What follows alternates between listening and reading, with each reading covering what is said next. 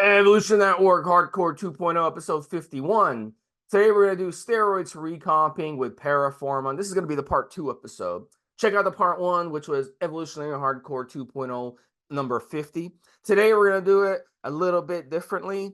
We're going to talk more about recomping, of course. We're also going to talk about training and diet and using anabolic steroids in with your training and diet.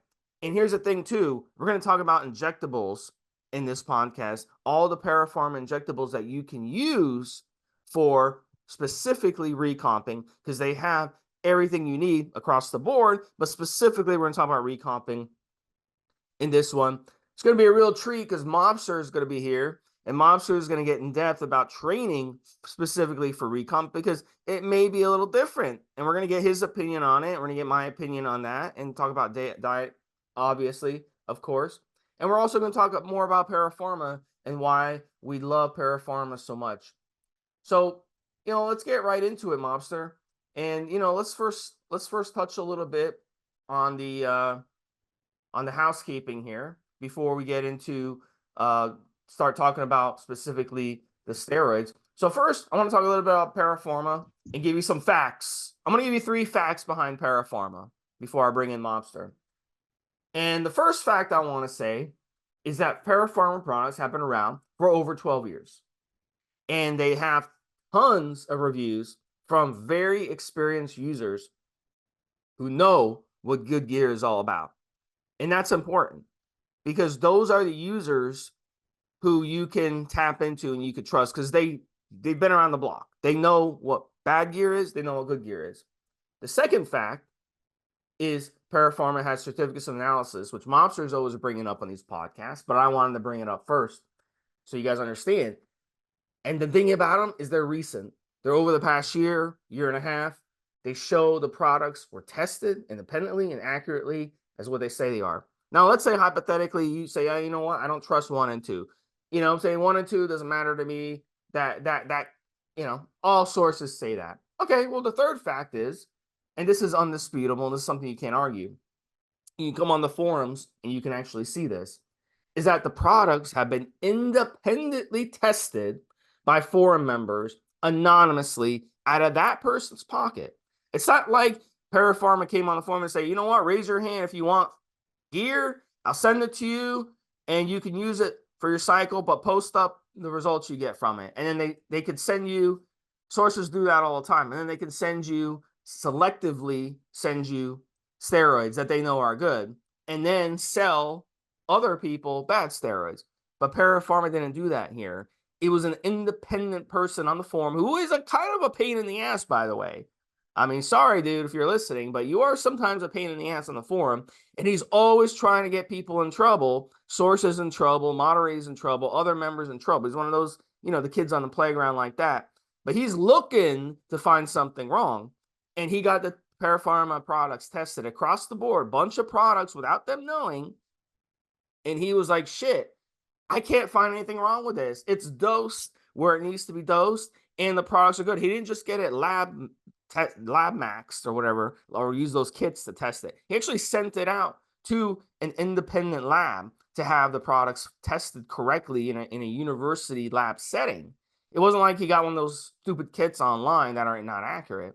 So he got it actually tested out of his own pocket. He has money. He said he worked in the financial sector or something for years. So he has extra money to do stuff like that because he wants to know, number one, are these people on the forum pulling my leg when they recommend a brand? And number 2, is this stuff really good? He's like, I want to know if they're good. I have the money, I have the means to do it. So this is undisputable evidence that Para Pharma stuff are on point, and we cannot deny any of that. So Mobster, touch on those 3 facts and touch on your opinions more about Para Pharma. Yeah, let me just address what you said there for a second there, Steve, because quite simply, sometimes we'll have people that question the science. We try to present on the forums the most up-to-date information. We keep it real simple and straightforward. We try not to express too much in the way of opinions. Obviously, when it comes to PED use, you can have variations from one individual to the next. But for the most part, as per this podcast, the information we give out is going to apply to 90-95% of our listening audience. It's only the freaks and the outliers that might not get the kind of results that we typify when we talk about these things. It's fine. Sometimes it's fun to have the arguments, the back and forth, because it stretches you a little bit and it makes you go off and refresh your memory and so on and so forth. But when it comes sometimes down to approved sources, when we can go, right, we understand that there are forums where people will put paid reviews, where a source will create its own reviews. As Steve said, well, selective scammers will send out a great product and then they'll slowly but surely start sending out crap product, but people are buying it on a reputation they built 5 minutes before and so on, right? And when you get these kind of questions and it's on the regular, that's the problem. It's not just there now and again, and it's on the regular from one or two individuals, who listen, there's a 5 million post on X and Y and Z, and you come along and you're asking about X, Y, and Z again. Just look at the information we've already provided. Look at the reviews that's already out there. Don't trust us. Go off and look on other sites and other forums and see the same reviews. And this especially applies to Para Pharma. And then you come back, right? And then Steve and I have covered in depth why we specifically like Para Pharma, like Steve said, with certificates analysis, etc. Look, number one, I've used Para Pharma products. Steve's used Para Pharma products, and our experience was positive. There's no mucking around. There's no escaping that. This isn't just us doing something and saying something. We can specifically say, hand on my chest, I have used Para Pharma and I had positive results. Okay, we can look. I don't even have to say that they're there. You can go and look for yourself and find these certificates of analysis. And then finally, if like the person that Steve's referring to, and in a one way they're great, but in another way, as we said with the questions already, so to speak, is a pain in the ass, only for asking what we already know the answer to, but they feel the need to prove it to themselves. So that way they're gold, because as Steve said, they spent, I'm going to say close to $1,000, as I said in part one, went off with a bunch of approved sources, including Para Pharma, from approved sellers, and tested the product, and everything came back positive. It's very much a case of, Steve, as I'm sure you'll appreciate, I told you so. I think there's an element of like some sort of, and we used this analogy before, the back in the day analogy of the guy selling you steroids out of the bag in the trunk of his car. And I use this, I put it this way, I said, a person that's going to sell you drugs, and I'm thinking specifically recreational and narcotics, etc., is always going to big up their product, always. And what quite often happens with gym dealers is they will sell you what they got. So they'll say, you don't want an amphetamine, you want cypionate. Cypionate's the way to go now, motherfucker. And all they've got in their bag is cypionate. Well, of course, they're going to big up cypionate. So the problem is for some people, it's like, I've been stung once, I don't want to get stung again. So they'll say, Stevesmi, Mobster, what's that? And we'll go, Para Pharma's a great company, highly recommended. We've used it as subject. Yeah, but I best go and check it for myself. Fine, motherfucker, go and check it. Spend your $1,000. And what happens? He couldn't find anything wrong with anything that we'd recommended on the forums. All the approved services, include Para Pharma, came back as legit. There was a few percentage either way, and I've addressed that in part one. And I even like that percentage deviation. So this is a situation, right? And you build up. I've used this thing with the whole recreational drug dealing. You get to rob someone once, you don't get to rob them again, purely and simply because they got stung once. So you're losing money in the long term. You gain a few bucks by robbing them the first time, and the next time there's nothing for you to steal. Long-term business works on the basis of long-term reputation, putting out a consistent product. Think of all the very biggest name brands you've got in the world. Let's put Pepsi Cola, Coca-Cola, whatever, Kellogg's cornflakes, anything you like, and the product must be consistently good, not just today, not tomorrow, but for decades. And on the rare occasion they fucked it up, they've had to go back to the original formula because people went crazy. They trusted the product to be what it is. Now we're injecting these products, we're swallowing these products, orals and injectables, into our body. And we want that company to be as close to a pharmaceutical giant as possible.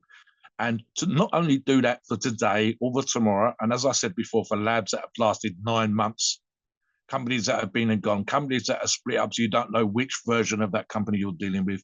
No, Para Pharma's been around, coming up, I think it's 13, nearly 14 years now. And you do that, and you are consistent in the market, not just on the Evo family of forums, but across a bunch of forums with different access to grinds and different sponsors and different approved sources, and yet Para Pharma still rates highly on those other forums. And you do that, like the big name brands I've mentioned already, by being consistently good for a long fucking time. So that my experience and Steve's experience, which were different time spans, a couple of years apart, I believe, were solid.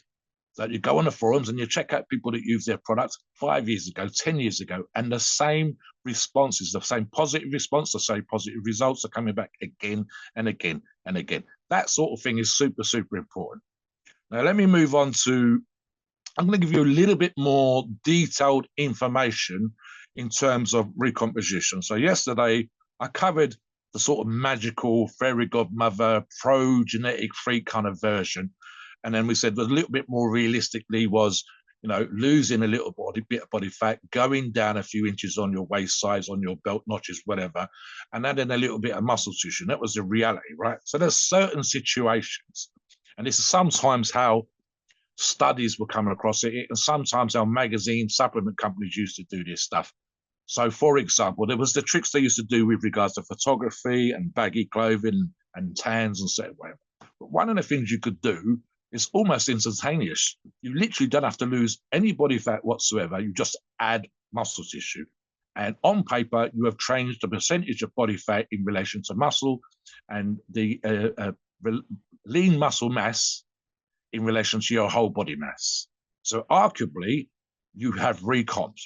But what we really mean when we talk about recomposition, whether it's taking creatine to swell the muscles, whether we go up in weight on the bench press and on the other chest exercises, so our chest gets bigger and we add on a couple of pounds of muscle, what we're really looking at is quite cleanly that figurative lowering of the body fat. So you actually get leaner and you actually add muscle.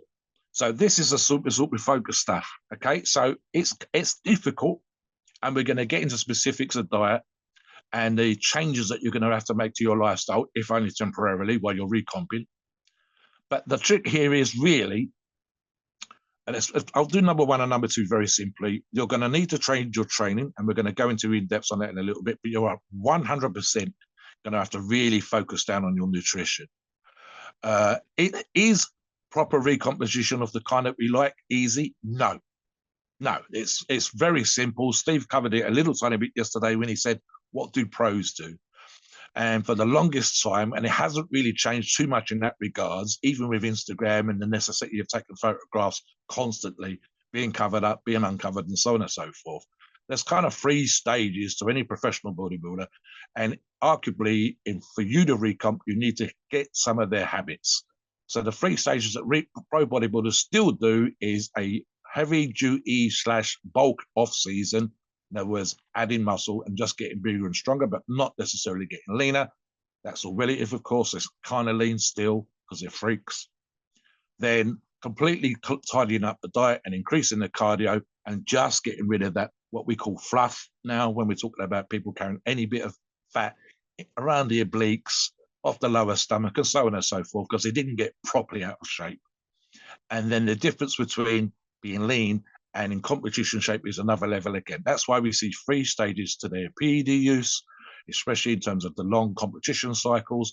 We'll see TRT and or bulking drugs used in the off season, and so on and so forth. Now, for the average listener, I would hope that you're not on gear all year round.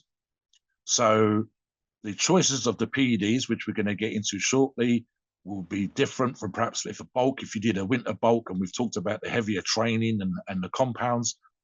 There's a lot more polish coming in, kind of like a cut, Steve, in terms of, you know, bringing out those highlight muscles, the ones that really like pop and kind of transform the physique.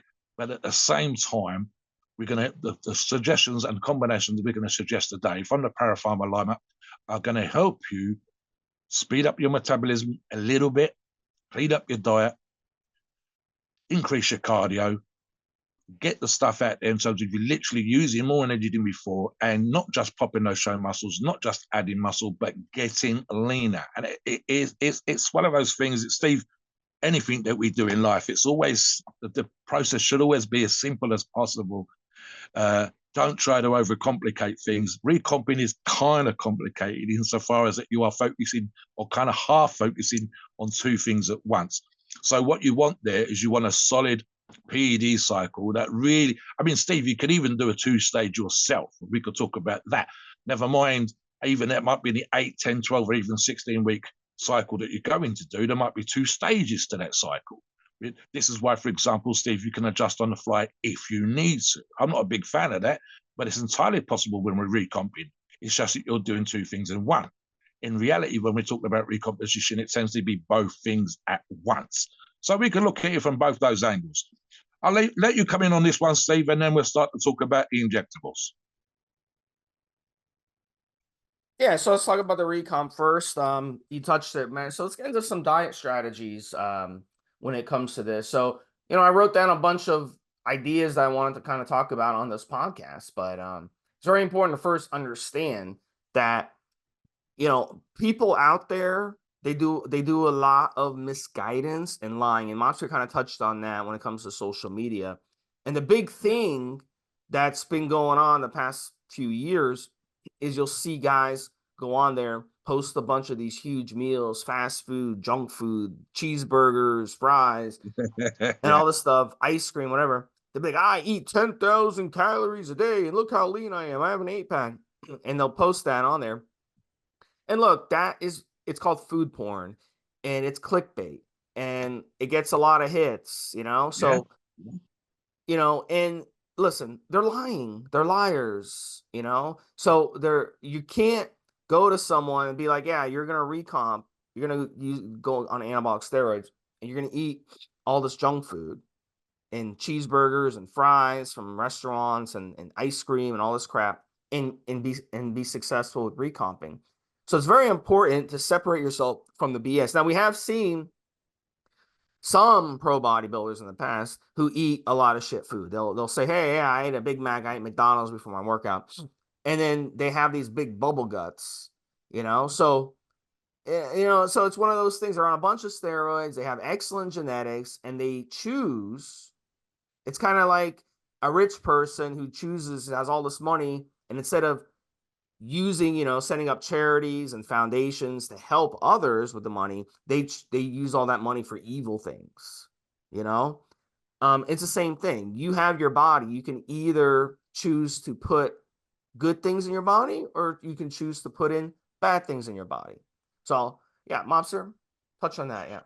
Yeah, I mean, I've covered this on other shows, but I'll cover this again, and then I'll get into a bit more detail. I've said that some of the greatest, freakiest, genetic, enhanced, fortunate, whatever you want to call them, pro bodybuilders of all time, and I'm thinking specifically in the example that I've given before was Dexter Jackson, saying, I'm called the Blade. I have arguably at the time when he was winning the Mr. Olympia, the 08, and competing very successfully, he says, I've arguably agreed by many other pros that I compete against some of the best genetics ever for being lean. And yet I eat cleanly. I did not do if it fits your macros. Now, here's an argument that's been presented by Steve and I multiple times on podcasts and many, many, many times on the forums. And it goes thus, and it especially applies to recomposition. Let's imagine you've got semi-good genetics and you get away with eating a little bit of crap, or you literally have the same kind of food that you was having before, but just smaller portions. So you get a little bit leaner, you drop a few pounds on the scale. The results would be okay because you've dropped a few calories. How much better would the results be if your food was meal prepped by a meal prepping company? You had an in-house billionaire chef. Every single thing you ate was as organic as you could, and as close to nature as you could possibly get. It was all steamed. It wasn't boiled.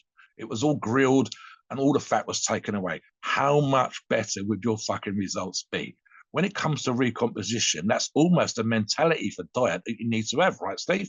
You need to be, in order for you to get the absolute best results, and in order for you to have the best recomposition that's possible, that the kind that's going to freak people out, the kind that's going to freak you out, the diet has got to be fucking anal. It really has. You cannot do the chocolate milk thing. You cannot go like the videos that Steve's referred to and eat everything, one portion of everything on this place or that place's menu.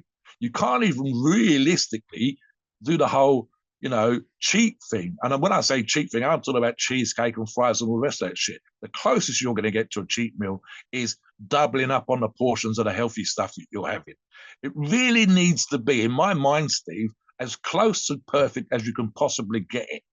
That might mean, and this is just an insider chicken technique, that might mean you sticking an extra 20 or 30 bucks away a week for multiple weeks leading up to the recomposition, so that during the recomposition, you've got a few hundred extra bucks to spend on over and above what you'd normally spend, making sure that your diet is as on point and ready to rock and roll as possible. It might mean that you're filling up your freezer with lean steak, 5% mince, turkey mince over beef mince. It might mean Steve's a big fan of this, organic eggs, organic chicken that you buy. And we've talked about this on shows before, getting all your fresh vegetables, fresh, almost daily, delivered from the grocer, getting stuff stockpiled ahead of time so that the diet, when it happens, there's no crap in the house. And I mean nothing.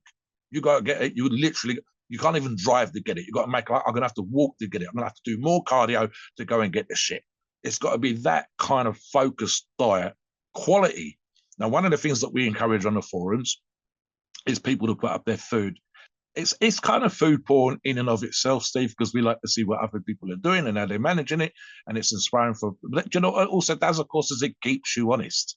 If you literally put down the 4 meals that you're having every single fucking day, and it's different from what you posted up yesterday, it's different from what you posted up the day before, and it looks like it's in your house from the same tablecloth, the same knife and fork as before, it's keeping you as on point and as honest as possible. We can see the portions that you're serving up for yourself.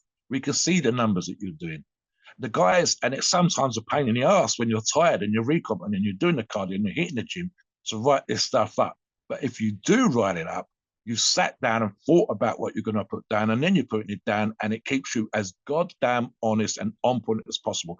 And then coming in from that, and it's going to apply whether it's a family situation or a forum situation or your buddy down the gym situation or whatever else.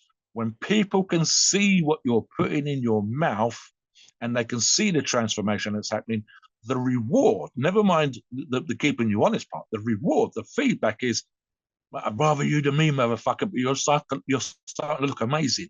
Keep at it, buddy, keep at it. That kind of vibe as well, Steve. It comes from that kind of feedback and it keeps you on point.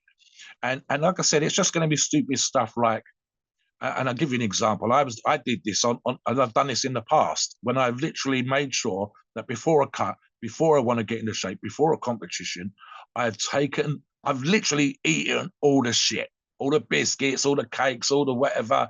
There's no jam. There's no crap in the house. If I want to eat it, I've got to get off my ass after my third or fourth meal of the day, and I've got to go get it from the supermarket to treat myself. And it's raining, it's cold, fuck walking now. I'll go with that. I'll wait till tomorrow. And it makes me stay on plan. Whether it's you sitting at a dining table with the wife and kids or whatever, or as I said, your gym buddies or whatever else, what's that? What's in your Tupperware tub? Let me see. Good boy. On point. Like I said, it can actually be boring if you're not doing it for the rest of us looking in. But the reward is that you are going to look amazing. It doesn't have to be chicken and rice, fish and rice, chicken and rice. You can put seasonings in there. We encourage the use of fibrous vegetables and all this kind of stuff. We talk about food that can fill you up, but without actually giving you too many calories. And we do all this kind of information on the forums. But the absolute positive feedback you'll get from members on the forums, from listeners to this show, from people like Steve and myself, and like I said, from extended people at work and stuff like that. And ultimately, what is the big reward that's going to come at the end is that transformation, the losing of the fat, the dropping down of the collar size, the wrist size, the waist size especially, and the popping out of those cheekbones, abs for your holiday, whatever. And the result is worth the effort. And that's just on the diet side. I'll touch on the training as well. So something I hinted at yesterday, and we see a lot of this, right? And this is not for recomposition. It applies right across the board.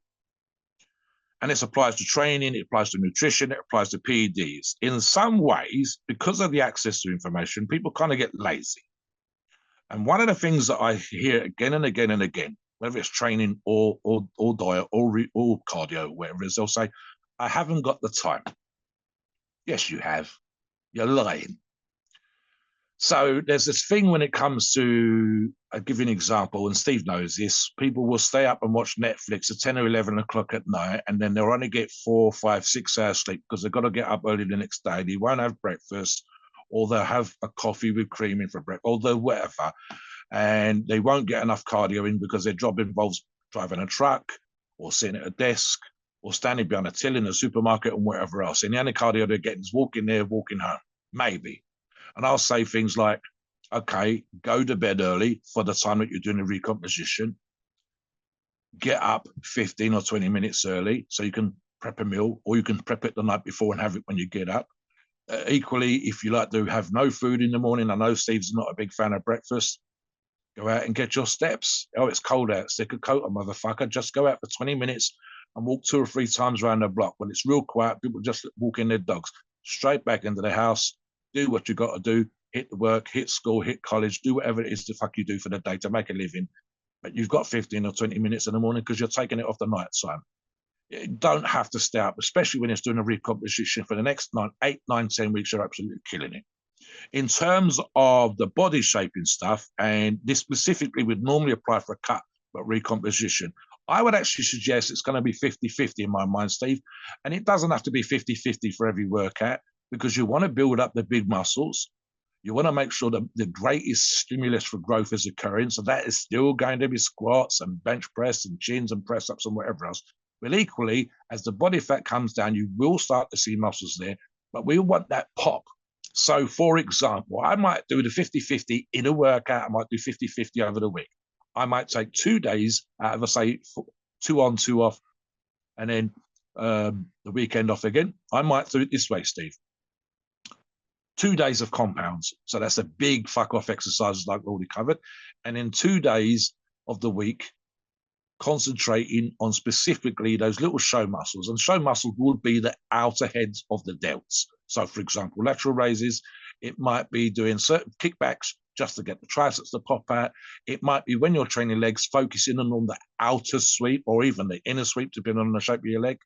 It might be working your calves when you don't normally bother. It might be working forearms when you don't normally bother. And these little muscles, these little show muscles, the ones that give you that kind of bodybuilding-esque silhouette, and even things, like I said, when you're getting leaner, you don't have to work your abs, but now you're working your abs to flatten your stomach. It might be Rich Piana style, spending 15 minutes just before you go to bed, practicing vacuums of the night time. And look, let me do on the cardio as well. One more thing. Okay, so something else as well, and you can do this with the training too.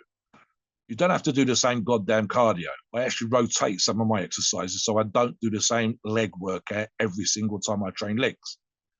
And for recomposition, I'm going to be doing, let's say for argument's sake, here, Steve, an 8-week program, but it might actually be longer for you, the listener. Does it have to be walking? Does it have to be riding a bike? Does it have to be jogging? No, it could be rowing. It could be trail walking. It could be making sure, it could be using a step client, a step type device that you've got in your house. You've got those ones, cross trainer things. You've got the ones now, I forgot what they're called, Steve, with the cables, and you're kind of winding the whole body down like an ergometer.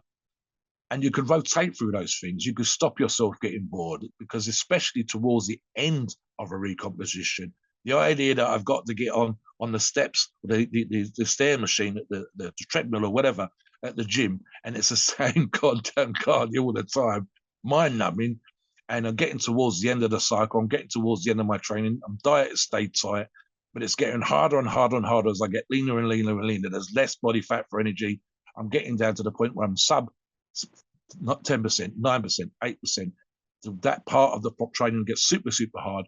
So I want something that I want to do when it comes to cardio. Training is almost easy by comparison, Steve, because you get a pump, because you can see what's happening in the mirror. But the cardio stuff can almost be depressing. So if I can rotate through things, one day on a rowing machine, another day on the bike, another day on the treadmill, that will stop that mind-numbing bored stuff and the tedium. You've seen any professional bodybuilder when they're cutting for a competition, on the Stairmaster, and they look like they're pulling stones up the side of an Egyptian pyramid, Steve, and someone's behind them with a whip. They do not look happy, but that's because they know that the Stairmaster is probably the most effective cardio they can do, and they're looking to win $100,000. But for the rest of us, I would rotate through cardio just so I can do something that I want to do. Steve goes out and gets his steps. I go out and get my steps. It's easy. You're out, you're in the fresh air, you're in nature. So that makes it easier. Choose something that you want to do and that you will stick with. And worse, just change it for something else as it gets harder to stick with. What about you on that one, Steve? High intensity, if you mentioned time is an issue earlier, high intensity training, the beauty thing about high intensity training is you don't need a lot of time to really do a lot of damage when it comes to burning calories and forcing your body to burn fat. Now, what you could do to double or triple the effects of high intensity is do it fasted. So this is why it doesn't matter. You could be pro bodybuilder, Mr. Olympia champions, or you could be guys at the bottom. I've interviewed Mr. Olympia champions myself. I have interviewed coaches of Mr. Olympia champions on these podcasts. You guys can go back and take a look at some of the earlier episodes of evolutionary.org when we used to bring in some of these hardcore guests. And look, at the end of the day, they all implement fasted cardio, high intensity fasted cardio. So 10 or 15 minutes of high intensity fasted cardio is doubly, triply, quadruply more effective than going on the Stairmaster or the elliptical for an hour after you just had a cheeseburger. Okay?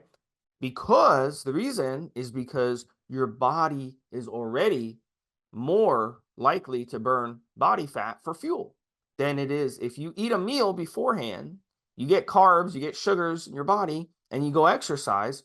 Your body's going to tap into that stored glycogen from those meals. This is why when I used to compete as a powerlifter, Mobster knows this, we used to fast to make weight. We had to make weight, right? So we want to lose like 2, 3, 4 pounds leading up to the competition. Then we'd weigh in, and then we'd eat like a candy bar or a banana or even pancakes with syrup just to restore those glycogen levels to bring back the strength. Now, if you don't restore the glycogen levels, then you try to work out.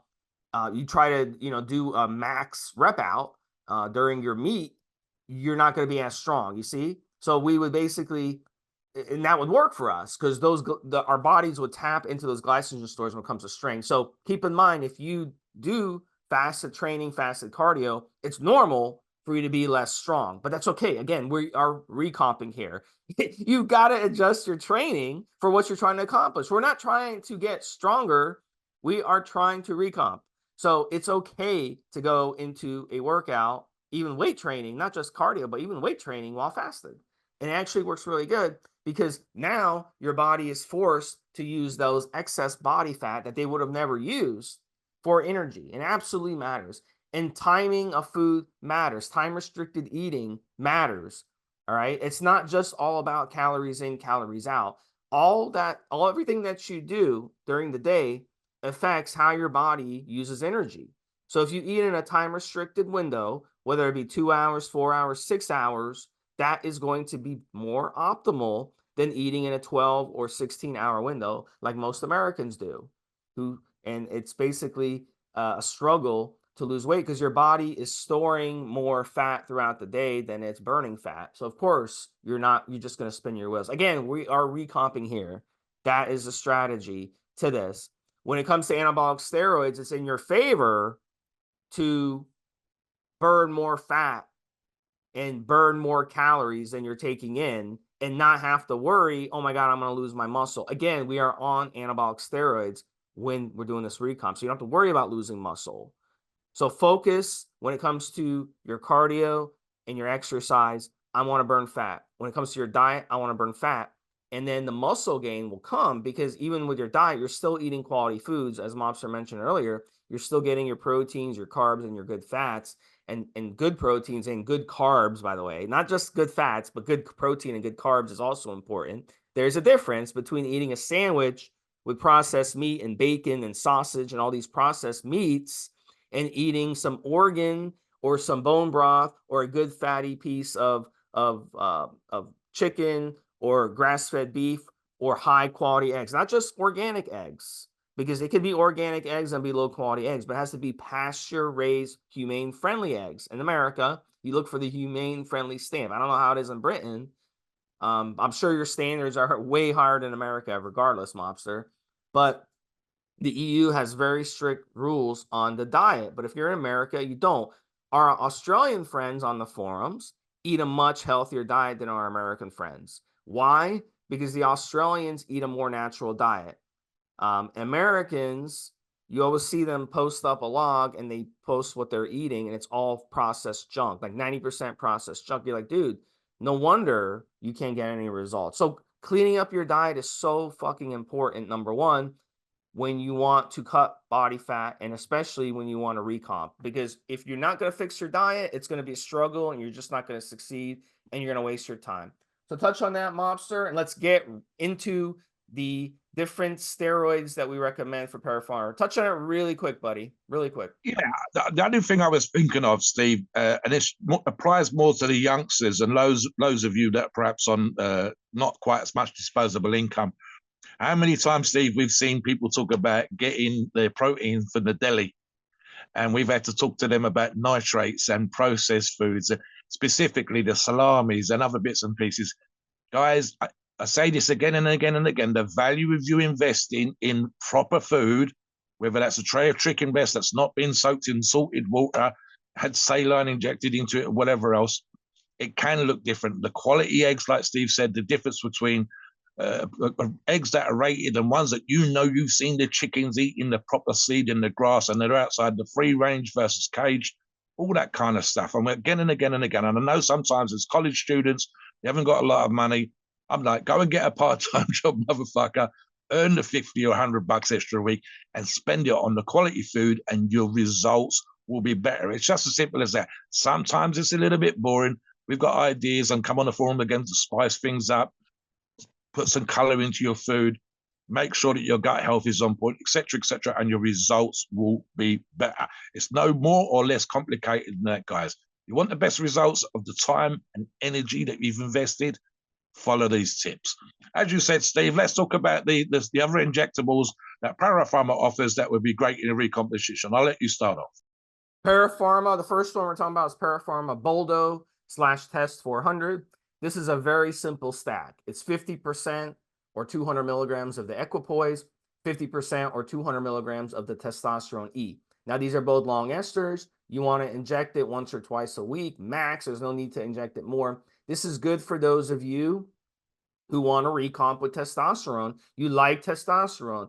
The extra estrogen benefits you. You know, we had I was looking on the forums this morning. We had a thread where guys were going over. They're like, one guy was like, well, MPP, I get horny on MPP. The other guy was like, oh, MPP kills my libido. The other guy was like, oh, Masteron and Proviron help my libido. No, the other person was like, no, when I use these AIs, they hurt my libido. It's all, everybody's different. Okay. When it comes to how we react to these steroids, it has to do with estrogen, it has to do with DHT, and it has to do with androgens. So some of you are going to react good when it comes to a recomp. Some of you will run testosterone and you'll have good recomping effects. You'll burn body fat and you'll gain lean muscle mass. And some of you won't. Some of you won't react well to testosterone. Some of you won't react well to those extra androgens and that extra estrogen. So you want to know your body. So if you are a good reactor to testosterone already, you don't mind the extra appetite increase. You're like, I embrace the appetite increase. I'll eat healthy foods and embrace it. And I've actually done a cycle like this. Similarly, I ran testosterone and equipoise. My appetite did go up, but I ate healthy. You know what I invested in? I bought a big 5-pound thing online of raw almonds in the shell. And I got 5 pounds of organic cashews and I got them delivered. And I said, you know what? My appetite's up. If I'm going to sit and watch the show with my girlfriend in the evening, or the late afternoon when she comes home from work, we watch like an hour of TV. I get the munchies, right? But instead of eating junk food, like other people will, ice cream and all this other crap that people eat, I'll snack on these nuts. These nuts will give me good protein and give me good fats that my body wants and needs. So I'm getting the benefits. And during that, I actually was able to cut a little bit. I was getting compliments from people like, "Oh, you look leaner, you look leaner." And I was like, "Really?" So I was actually able to lean up on tests and equipoise. That's interesting. So really, it depends on how you react to these things and your lifestyles and your strategy. Some of you will. So in that case, I would run 400 milligrams of each, and then you could throw in a little bit of the Para Pharma aromacin, which will give you a little AI. You want to control the AI. That equipoise won't throw off your estrogen, but the testosterone will at that dose. So that works for those of you. But if you're not a good reactor to testosterone, when it comes to recomping, and appetite is going to make you eat garbage food, then don't mess with it. The next one I'll touch on, Monster, before you bring you in, is the Para Pharma Boldo 300 and Boldo 500. And these are equipoise options. The first one is 300 milligram per milliliter. So 1 cc is 300 milligram. The second one is 500 milligram per milliliter. Wow, that is a lot. Now, that's perfect for those of you who don't want to inject very often. So if you're using the Boldo 500, you can just pin 500 1 cc a week, once a week, or every 10 days even, and you get a lot of equipoise in your system. Now, equipoise is a great steroid because it won't mess with your appetite very much. Maybe a little bit, maybe a little bit. Now, some people have said it increases your appetite a lot, but I don't know. I'm skeptical. This is a lot of times people parrot stuff, right? But it is normal for equipoise to increase your appetite just a little bit. It's normal. Remember, it's an anabolic steroid. You're using it at a good dose, but it is a mild steroid, so you can be flexible with it. But here's where equipoise is great, Mobster. Endurance. You can use equipoise and do a lot of cardio, and it will actually benefit your cardio. It's one of the few anabolic steroids that will do the good things when it comes to your cardio, like raise red blood cell, and do the other things, break down these other barriers, like binding SHBG and boosting protein synthesis and all that good stuff. But it also won't have negative implications on your cardio. Like it won't speed up your heart rate like a crazy amount. It won't increase water retention. Why would you want to go running carrying gallons of water on your back? Of course, you're going to have low energy when you do that, right? So there's different things. It's not going to give you pumps. Why would you want to go run or do a lot of cardio, go swimming or go bicycling or go hiking and have your lower legs or your lower back lock up from spasms? Why? So equipoise is good for those of you out there who want to do the recomp and you want to use a lot of high intensity training and a lot of cardio on your cycle. Equipoise would be perfect. Go ahead, Monster. Yeah, I just made some notes here, Steve. In terms of people's response, is what we sometimes forget is the individual concerned. Say member A and member B are in different condition when they start their cycles. So someone might be fatter and someone might be leaner. The leaner person, all things being equal, should get a better response to certain particular PDs versus the person that's having a bit of fat. When it comes to any product, and I do love Para Pharma, my choice would be for the 300 over the 500, purely and simply because the higher you get, especially when it's 400, 450 and 500 milligrams a mil, the chances are, ignoring even the fact that you're using a high quality product like Para Pharma, the chances are that you're more likely to have post-injection pain. But like Steve says, the choices are there because customers ask for these things. And like Steve said again, it just means less pinning. So if you're okay and you don't mind dealing with the possibility of post-injection pain, and you know that that's all it is because of the volume of milligrams of the product per milliliter, then you have that particular choice. And again, like Steve said again, EQ, uptake and oxygen, Steve, that's just going to make it easy to do cardio, like you said, with the red blood cell count. On to the next choices. Para Pharma do a Mastron propionate, which is 100, and an enanthate, which is 200. These are hardening drugs, and they're going to work better as you get leaner. So keep that in mind.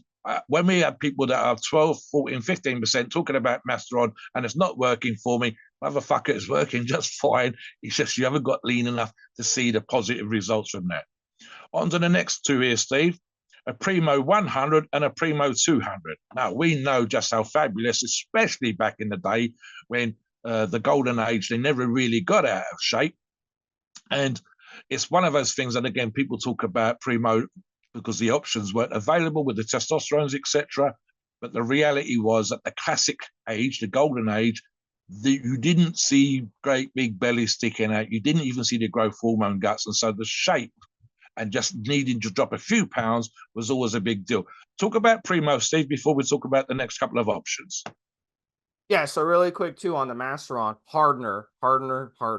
As Mobster said, you want to be ideally less than 11% body fat. Lower body fat, the better. But it's a great hardening effect.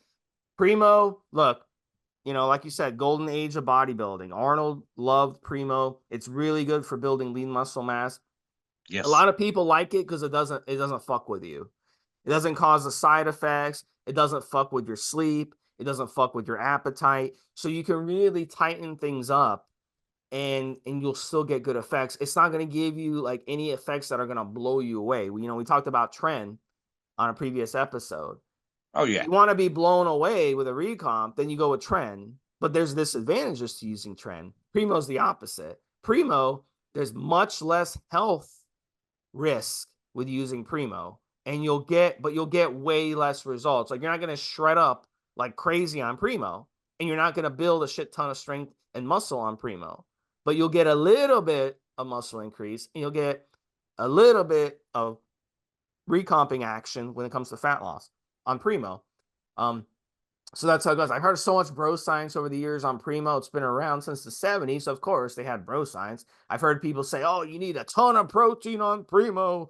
I've heard people say you need to run Primo at least 16 weeks. And I've heard people say you need to run, Primo, you can run it 2 weeks and then come off. So there's so much bro science on it. Look, at the end of the day, 10 to 12 weeks on Primo, 400 to 600 milligrams a week. And it's just not going to be as crazy, as you said, as trend, but you know that going in. So that's why a lot of people prefer it. And again, it's how out of shape he was to begin with, Steve. Yeah, and then you can run a little bit of trend with Primo. You can run a trend with Masteron. It's really good. A lot of people like to use Masteron with trend. So, a cliched way to do the Masteron with the trend would be if you're going to run the Masteron propionate, you want to run the trend acetate with it. So you're doing 2 short esters, you mix them up in the same syringe. And if you want to do the Masteron enanthate, you can do the trend enanthate. But again, that's not necessarily going to be necessary. It's just easier because you can pin on the same schedule. You can pin them together in the same syringe, yada, yada, yada. But you don't have to. You can do a short ester with a long ester. There's no rule to that. It's not like it's going to affect anything, but it just makes it easier so maybe you don't forget to pin or stuff like that. So if you're going to do the Masteron with trend, we're talking about, I would do like 250 of the trend, and then you could do like 350, 400 of the Masteron, maybe even 500. You could double up the Masteron dose over the trend. Some people like to go down that route. So that would be an option for a really good recomp if you want to include trend. If you don't want to include trend, you could do the Masteron with some testosterone, or you could do the Masteron with some Primo, or with some equipoise. Wouldn't be a bad cycle either. So there's ways to mix and match these steroids that are really interesting. But if you're over 11%, don't even bother with the Masteron. Go with the Primo. Like you could be 18 or 20% and you would be safe doing the Primo. It's not gonna be a waste of your time. But if you're 18, 20%, don't waste your time with Masteron, because if you're hardening up muscle that's covered up by fat, how does that make any sense, Mobster? Makes no sense. So I don't. You're just not going to see the results of the hard work that you've put in and the bucks that you spent with Para Pharma invested on a cycle. I want to control the variables and I want the best results. What the next product, which I would say, I'm not going to say it's arguable for the more advanced if it just became a big thing, like we discussed in show 1, when trend appeared on the scene in the 90s, and at the same time, and the transformation from the classic golden age to the freaks was when insulin and growth hormone really said, we know that combining growth hormone with a steroid cycle seems to have a better result than if you just do the steroids or growth hormone separately. And Para Pharma do a paratropin, which is 100 IUs in a kit. solid product, as we've just talked about. And again, this is going to be one of those things where there will be a back and forth in terms of the debates for the dosing. I typically recommend, and I think this would be the case for most people, the longer you can run growth hormone, the better. It doesn't mean you won't get good results or any results over a short period of time, but just the longer you run it. And again, this might apply for a 12 or 16-week cycle, perhaps over an 8-week cycle or a 10-week cycle, the better the results will be. In combination with steroid cycles and other PEDs, you're going to get better results. The two things together, the synergy seems to work better than individually, as I just said.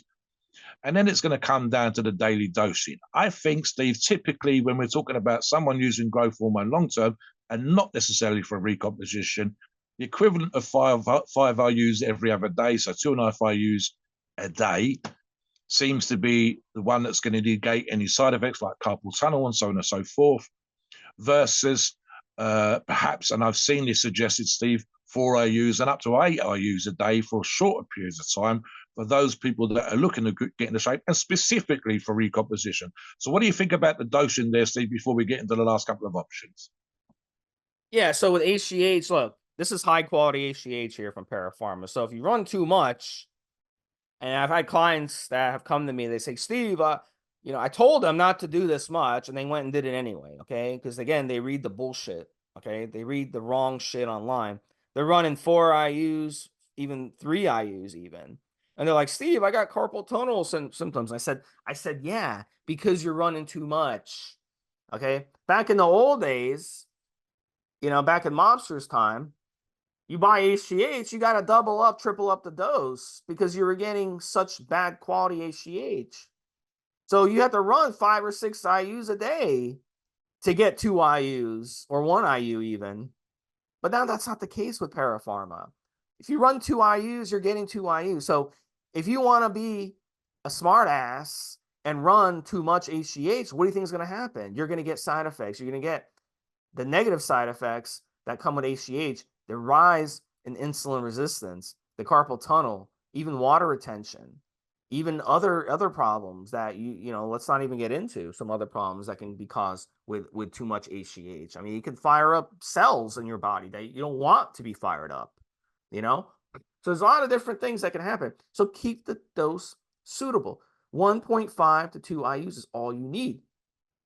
And look, you can run the HGH by itself. That's fine, but you want to give it a solid 2, 3, 4 months to really start seeing those fat loss benefits. All right. And effectively, the ideal way to use it would be to get on the HGH for like a couple months and then run your steroid cycle. This way, by the time you get on your steroid cycle, you have already been on the HGH for a couple months. Your body will have it. And you can kind of time the HGH before you break your fast. Remember, HGH is throughout your body. It's pulsing. It's not like hormones, okay? Where hormones, you want the hormones to be in your system 24/7, obviously, right? And they're going to do things even when you're sleeping, even when you're not training, even when you're sitting and watching TV. It's still going to do things in your system. HGH is different. HGH is a pulse. So you get a pulse and then it drops, a pulse and then it drops. When you're fasting, HGH will continuously rise in the body. So it makes sense to use the HGH, and listen to me very closely, before you break your fast. So before your first meal of the day, go ahead and use the HGH, then eat your meal 30 minutes later. So ideally, fast, do your training, then take your HGH, then eat within 30 minutes. That would be the most ideal way, because when you break your fast, your HGH is going to crash back down. And then you're taking the HGH, and the HGH that you're injecting exogenously is going to kick in. So you'll have an extra pulse of HGH that you wouldn't have had before. You see? So that's where the power of HGH comes in. So use HGH to your advantage and time it correctly. Now, what can you stack it with? Any of these steroids that we've talked about. And any of the steroids we talked about on the last episode, whether the orals or the tren or anything else, you can use HGH. And I highly recommend you do. Just don't use too much. Now, professionals, they're going to run more. That's fine. That's their business. You guys are listening to this. You're trying to recomp. We're not doing the podcast on how to win you know, the regional championship here. We're doing a podcast on recomping. So this is the way it needs to be done. There's no need. It's counterproductive to run HGH too high, in my opinion. The next one, Mobster, is Winstrol. And Winstrol, look, it's a dryer. We talked about in the last show when it comes to orals. This is the injectable. Each milliliter is going to be, each cc is going to be 50 milligrams. So with Winstrol, you can inject it sub-Q. You don't have to inject it IM. And at the end of the day, you know, this is an option for those of you who don't want to use an oral. And a lot of you are dead set against orals. Okay. You don't want to use an oral. They're like, oh, you can't use oral only cycles. Okay. What about Winstrol injectables? Is that okay? It's an injectable, right? So in that case, that would be perfect for you. I think that's stupid. I think you should just use the tablets of Winstrol. It's the same thing. It's going to have the same effects on your liver. It's going to have the same side effects and everything, except you're going to be injecting it and you could have post-injection pain. So I think it's stupid to use the injectable version, personally. All right. And you don't want to mix it either, because you shouldn't be mixing or water-based steroids with oil-based steroids. I've done it before. Don't do it. It's stupid. You'll get issues doing it. Trust me. So that's the way I would do it. And then testosterone, of course. And I'll let you, Mobster, touch on a little bit on Winstrol and testosterone if you want. But Para Pharma, they have testosterone, all the testosterones you can dream of. The propionate, the enanthate, the cypionate. They got it all. They got the blends. They got the Sustanon blend. So many different options. So if you're a good responder to testosterone, or you want to use testosterone as a base, Para Pharma has you covered. I would not run more than 150 milligrams of testosterone during a recomp. But as I said earlier, some of you can run testosterone higher, 200, 300, 400, even 500 with an AI if you're going to go on a higher dosing, and you'll have good results with testosterone when it comes to recomp. So, Mobster, we have a few minutes left. You want to touch on Winstrol and testosterone a little bit, and then take us? A little bit. Para Pharma's got a bunch of testosterone options for those of you that respond well with cypionate, propionate, and enanthate. They've got a test propionate 100, they've got a testo enanthate, which is a 400, and so on and so forth, right? And again, we've discussed this in the last show where we talked about those of you that respond well to test versus myself, for example, that doesn't. Winstrol very quickly, and this is, I think, actually more of an issue with a recomp than it normally would be, and that is quite simply, as you get leaner, as you get drier, the side effects of Winstrol are going to rear their ugly head more, and that is a drying out of the joints. And again, that's going to make cardio tougher and so on and so forth. Steve talked about the nut thing earlier on, so the healthy fats and the healthy oils, which will help a little bit as well. Staying hydrated is going to help too. Keep that in mind. If I'm going to finish off, Steve, it's really going to be going back to the kind of message that I like to do with any of these kind of shows. And that is that, again, and I touched on this earlier, the more you put in, the more you're going to get out. How hard recomposition is, especially for some people. Don't be out of condition when you start the cycle. Get into shape. Start cleaning up your diet right motherfucking now. Even if that's the recomposition snuggles, not break weeks. I want you to start your shit now. I want your cardio to get better now. Your diet to get better now. Your training to start become more polished now. So that when you get into the cycle, you're not chiseling off 20 pounds of fat. You're only knocking off 10 pounds of fat. Get the best results you possibly can. It's going to come down to the time, the effort, the money spent on nutrition, the money spent on the supplements, and the money spent on your cycle. And I would want to get my money's worth, Steve. I don't want to do an 8, 10, 12, 16-week cycle, recomping the whole goddamn time and have mediocre results at the end. I want to look absolutely fucking amazing. I want to blow my own mind because I haven't seen my body for weeks or something. I haven't looked at the photographs. I haven't looked at that picture that I took right at the beginning. Oh my God, I hadn't noticed it until I look at that photograph. Jesus fucking Christ. And other people looking around you, the same thing. And especially if you're doing it for a modeling gig or a holiday or competition, you will get the best results possible if your food's on point, your training's on point, your PEDs have come from a source like Para Pharma, and you work your motherfucking arse off. And we want you to have those results. Let us know what you think in the comments. What are your thoughts on recomposition? How would you cycle Para Pharma products? We're interested in knowing. Please note, we are not doctors and opinions. Ours is our view based on our experience and views on the topic. Our podcasts are for informational purposes and entertainment only. The freedom of speech and the First Amendment applies.